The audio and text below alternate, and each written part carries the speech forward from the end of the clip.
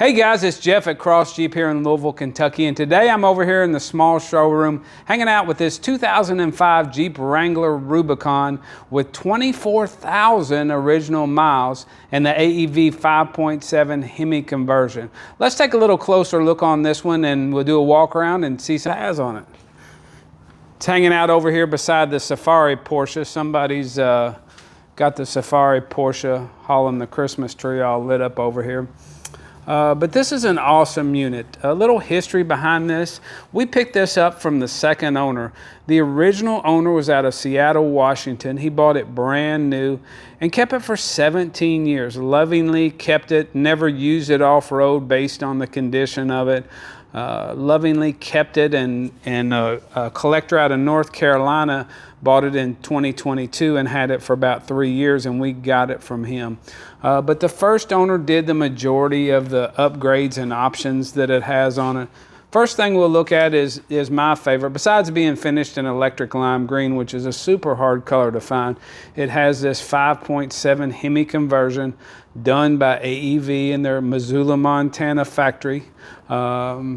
Did all the conversion. We have a couple other ones, TJs and LJs.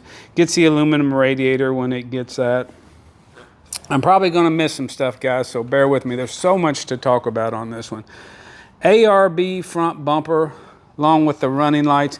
Has the worn 9,000-pound winch with the synthetic line, factor 55 hook on the front. Doesn't look like it's ever been used.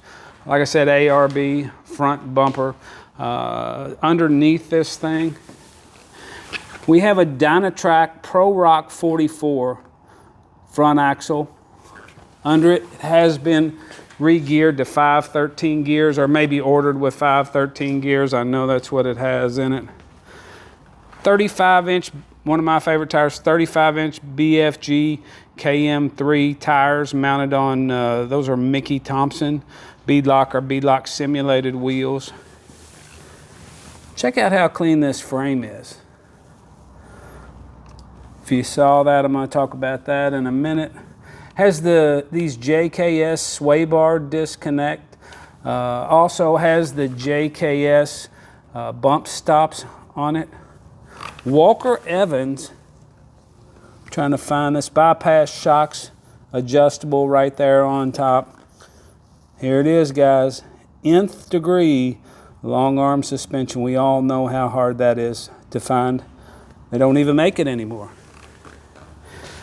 Here on the side, he's got his nth degree sticker, started by a guy named Jim Friends. He was a suspension engineer for Chrysler before he went out on his own and developed this. And AEV used his products and still uses some of his stuff today. There's the AEV decal in Montana. Only Jeeps to get that were the ones that were done by AEV. This decal was never available online. They put that on your Jeep when they did the conversion. Another rare option up here, AEV Heat Reduction Hood. This you probably noticed it's not a Highline. It's got the standard fenders, but you could get from AEV this heat reduction hood that lets some of the air out, the hot air from that big Hemi running down there. This one has some custom, I guess you would call it airbrushing on there. The Rubicon and the flames are airbrushed on the side. If that's not your thing, I think it's kind of cool. It says Hemicon on the side, actually. If that's not your thing, it's easy to refinish that, because I believe that's factory finish on the hood. They just went over it with that. But guess what? Over here in the corner, we have the factory hood that came off of it, bubble wrapped and ready to ship to you. So you can pick which one fits your taste. We'll go back over here where we left off.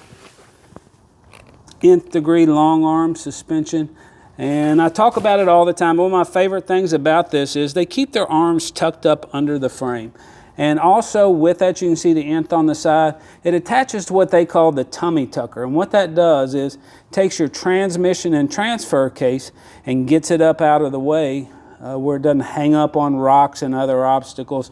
It was really a great design. Back in the back, rest of the long arm. If anybody recognizes that back there, it's a Dynatrack Pro Rock 60. high pinion 60 in the rear. Super nice set of axles, probably cost you close to 20 grand today just for the axles. Has a Curry anti-rock in the rear. So the front has a sway bar disconnects, so you can go off-road with no sway bar at all, and has a Curry anti-rock in the back. Walker Evans, bypass shocks again. Got these corners. I'm not sure if they're AEV corners. They did make some, or this is another brand. Doesn't have any brand, so I'm going to assume they're the AEVs. XRC rear bumper with the tow hitch and the swing away tire carrier on it. Lots of extra goodies back here. Lots of extra goodies.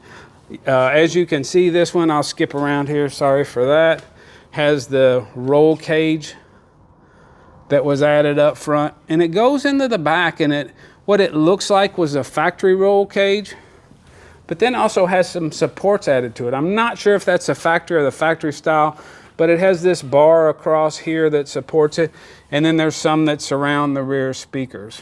Back here, lots of goodies. You can't see them wrapped up. You might have seen a video from it before, but a set of half doors, painted correct electric lime green, along with the uppers, the fabric uppers, and a complete soft top.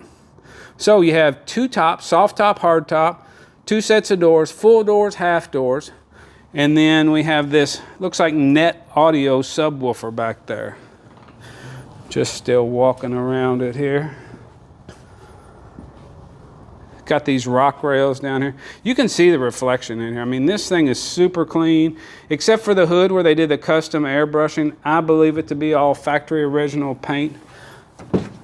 This is an automatic vehicle. Seats are like new. Got all the original books and manuals in here, all the original stuff. Winch controller down here, has a black interior.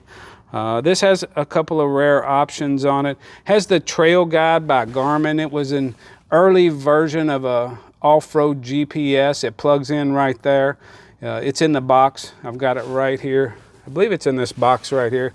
Plugs in there. Upgraded head unit. I'll go over that a little bit more when I go over all the books and manuals on it.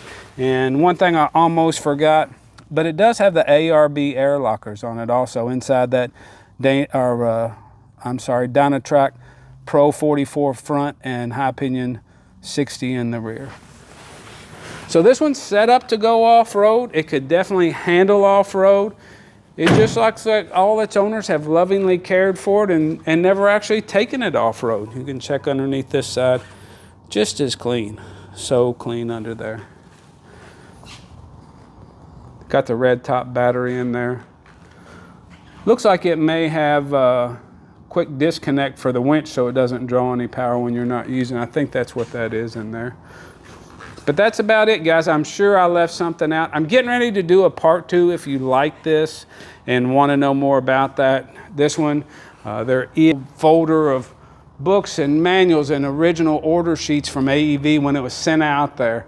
It tells when this original owner bought it and all the other goodies when he did it. Has receipts, the research he did. So if you like this one, stay tuned and I'll do another video that tells a little bit more about it. Thanks.